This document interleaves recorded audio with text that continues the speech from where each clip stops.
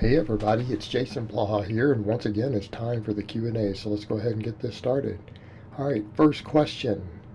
So since I've been completely rehabilitated of an injury for a little over a month, I want to get back into boxing and grappling. Maybe even to do it competitively again. Will it kill my gains I've worked so hard for doing these intense practices again? That's my biggest fear. It's a great form of cardio, which is another reason I want to start doing it again. All right, my man Jay, who I have actually bumped into and met at a gym before. All right, Jay, I'm gonna say these are perfectly fine. I actually have clients who do martial arts. Who I've had guys who do kickboxing, MMA, and BJJ so far, and with all of them, it's not really been an issue. Here's what you have to look at: you have to watch your total volume, and you have to watch the total amount of practice that you're doing. Okay, you're going to have to ramp it up gradually. If you want to do this without killing your gains, you're going to have to go into your practice for these things gradually. You can't go full steam. You can't just jump in and say, I'm going to hit whatever 5 hours of practice every single week in the first week. You need to build it up. It's like with any other sort of GPP or conditioning. Right, we build it up, and I've got through periods of time where I do pretty large amounts of conditioning even this year, and you guys have seen me make good gains doing it. I do have some clients who do conditioning work pretty much every day, and it's not just me; it's every coach out there. Right, we all have people who have sports that require a decent amount of conditioning. If you're not conditioned already because you haven't been doing it, you're going to have to add it in very, very slowly. And I mean, it might be a case of you come in and only do your practice 1 day a week at first, then bump it to 2 days, right? Maybe the second week. Do that for a couple weeks, and then maybe go to 3 weeks worth of practice, all your boxing, grappling stuff. And you're going to have to add it in gradually. And I would say for quite a while, if you don't want to kill your strength gains, you might want to limit yourself to 3 days of practice. Okay, limit yourself to 3 days of practice. Now, what should you do when you get serious and say, well, I want to be competitive with it? Well, that's the point where you say, okay, I'm going to keep my strength training up, but it's going to have to be number two. It's going to have to play second string. Okay, and that's the reality. That's okay, because you're now at that point, you're talking about competing in one of these sports. In which case you don't need to be touching weights more than 3 days a week. You go from something like a 4-day conjugate to a 3-day conjugate, and you spread the workout. Doesn't mean you do more in one session. It doesn't mean, oh, well, let's go to full body. No. You do upper, lower, spread out with only 3 sessions a week. Right? And that's what you have to do to make it work if you're going to then be competitive at it. But you're not going to jump into that sort of conditioning with it immediately. You need to build to that gradually over time. And it's totally workable, and it's not going to compromise your strength gains until you get to that latter stage that I described, in which case there will be a trade-off at that point. But the rest, as long as it's implemented slowly and intelligently, you should be okay. All right, next question. Jason, when running and doing high volume lower body workouts, my lower back tends to flare up, especially when running. I notice my spinal erectors tend to tighten, which causes significant discomfort in lower back and hips. I've always had tight hamstrings and suspect they might be the causes for the discomfort. What steps can I take to correct this? Thanks. Well, if you have the tight hamstrings and all of that, that's due to poor training. Okay? And I'm going to get to the running in a minute. The running's a more significant thing. I'm going to tell you straight up, if you're trying to strength train seriously and you're going to run regularly, you better hire a running coach. You better hire a running coach. Running is not as straightforward as people want to make it out to be. Like, to be a decent runner and not hurt yourself, it's just as important to hire a specific coach for that as it is for something like powerlifting if you don't know what you're doing. Running is just as injury prone and dangerous for you even as a casual runner is competing in powerlifting is. And that's the truth. You need to hire a running coach, or you need to step back and say, why am I running? Is there a reason you're running? Because it's not the best form of cardio for someone to be doing who doesn't know how to study their own gait. Running is its own endeavor to get good at. And if you're going to combine that with strength training, and you're going to beat yourself up, at that point you're going to need to hire a coach, and I would outsource you to someone else. So in my case, because I'm not a running coach, if I had a lifter who wanted to seriously take up running, I'm probably going to refer them to a running coach also.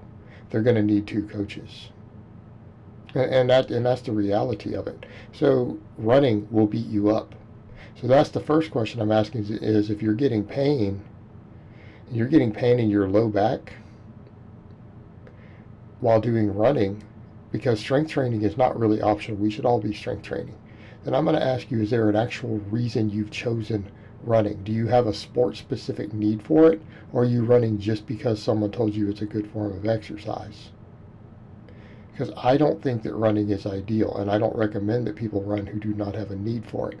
Hey, it's different if you're the military or something like that, where running is part of your actual job. That's different, in which case you have coaches to help you through that. So why are you running? And if you say, well, it's really, really important to me, then I'm going to say you need to hire a running coach.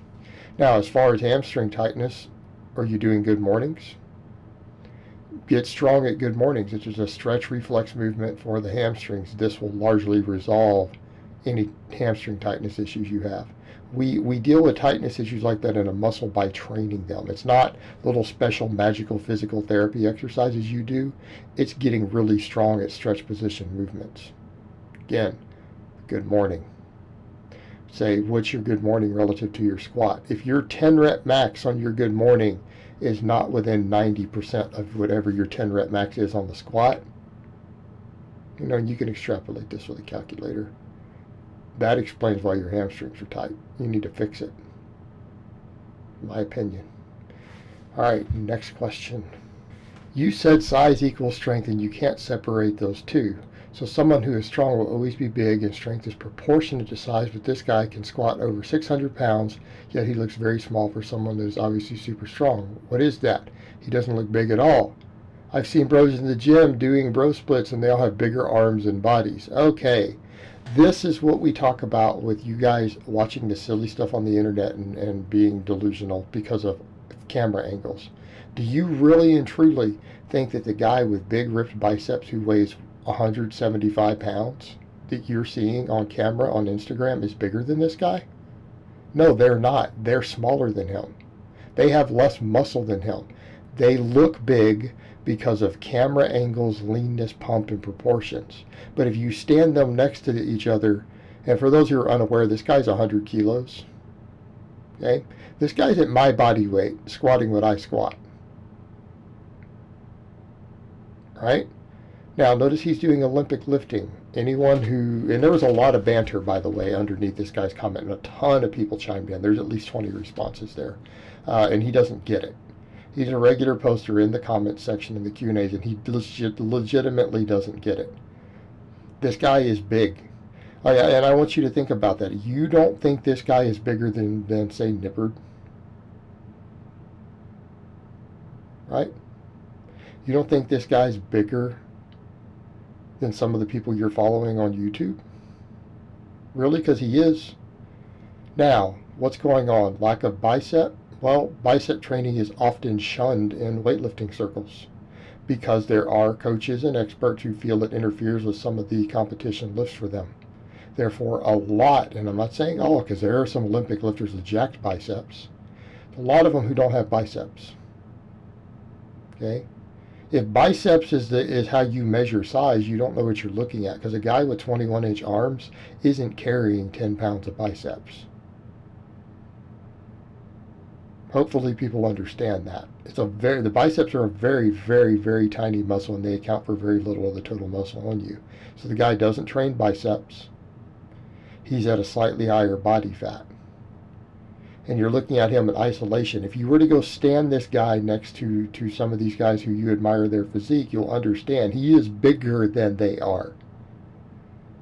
He's not lean. And he doesn't have big biceps specifically, which is what you're talking about, arms. And well, if you want big arms and to be small, just do tons of chin-ups and train your biceps. But you're not going to be big. You're not going to be big. Again, this is the illusion of the camera, and in the real world, that completely goes away. When you start putting people next to each other who are legitimately big versus guys who just look big on camera, you'll understand the difference. Okay, it's illusion for the internet. They're not actually that big. Again, go to expos, you'll be surprised how small some of these guys actually are and how big some of the strength athletes are. Alright guys, but that's really all I have to say on that today. I hope it's been informative, and I will talk to you guys next time in part 2.